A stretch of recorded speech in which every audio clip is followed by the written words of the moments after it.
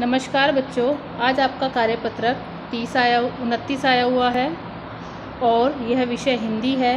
कक्षा 9 के लिए तिथि है 15/9/2021। बच्चों, ये जो आपका कार्यपत्रक है यह एक यात्रा वृत्तांत है जिसे राहुल साकृत्यायन जी द्वारा लिखा गया है और इस पाठ में उन्होंने अपनी तिब्बत की यात्रा का वर्णन किया है। पहले इस गद्यांश को पढ़ते हैं, फिर इसके प्रश्नों के उत्तर जानेंगे। तो वह नेपाल से तिब्बत जाने का मुख्य रास्ता है। फरही कलिडपोड का रास्ता जब तक खुला नहीं था, तो जो अब रास्ता है वो फरही कलिडपोड है, लेकिन पहले ये रास्ता खुला हुआ नहीं था। तो पहले नेपाल से होते हुए जाते थे। तो नेपाल ही नहीं, हिंदुस्तान की सभी चीज़ें इसी रास्ते से तिब्बत जाया करती थी। यह व्यापारिक ही नहीं, सैनिक रास्ता भी था, इसलिए जगह जगह चौकियाँ और किले बने हुए हैं जिनमें कभी चीनी पलटन रहा करती थी। अर्थात बच्चों, जब रास्ता था जाने का, वहाँ पर सैनिक भी रहते थे, सैनिक रास्ता भी उसे कहा जाता था, और वहाँ पर जगह जगह फौजियों की चौकियाँ बनी हुई थी और वहाँ पर जो फौजी रहते थे वो चीन के रहते थे। आजकल बहुत सी फौजी मकान गिर चुके हैं। दुर्ग के भाग में जहाँ किसानों ने अपना बसेरा बना लिया है, वहाँ कुछ घर आबाद दिखाई पड़ते हैं। दुर्ग मतलब किले।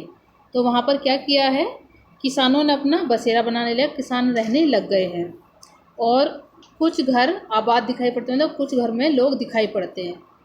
ऐसा ही परित्यक्त एक चीनी किला भी था। हम वहाँ चाय पीने के लिए ठहरे। तिब्बत के यात्रियों के लिए बहुत सी तकलीफ़ें भी हैं और कुछ आराम की बातें भी। वहाँ जाति पाति छुआछूत का सवाल ही नहीं है और ना ही जो वहाँ की औरतें हैं वह पर्दा करती हैं।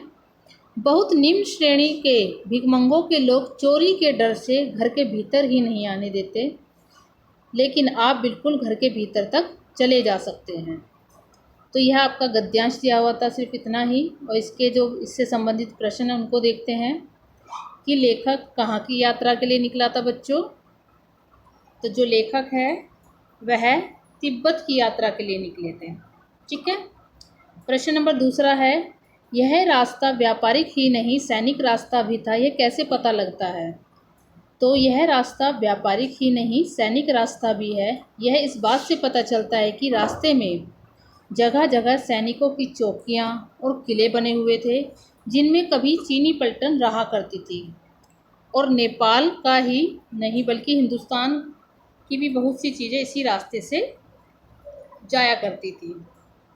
ठीक है। प्रश्न नंबर तीसरा आपका कि तिब्बत में यात्रियों के लिए क्या आराम की बातें थी? तो उत्तर में लिखेंगे हम, तिब्बत में यात्रियों के लिए आराम की कई बातें थी, जैसे यात्रियों के आराम से चाय मिल जाना, वहाँ रहने की जगह आसानी से मिल जाना, वहाँ पर जाति छुआछूत का भेदभाव ना होना।